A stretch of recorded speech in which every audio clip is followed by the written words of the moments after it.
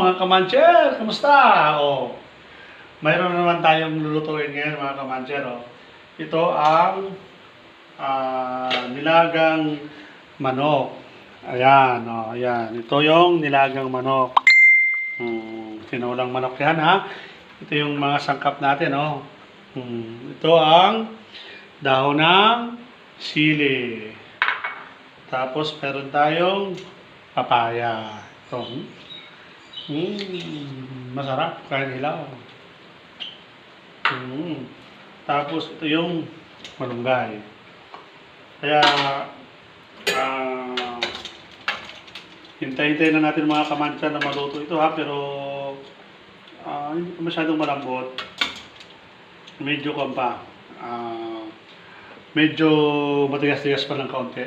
Tutikman natin yung sabaw. Sakto ng lasa. Pagkatapos, mamaya, nagluluto rin ako ng tokwa. Ipiprito natin yung tokwa para may sabaw, may tokwa, lagyan natin ng sibuyas, kamatis. Ayos na, di ba? May ulam na tayo sa tanghali, no? Mga kamanser.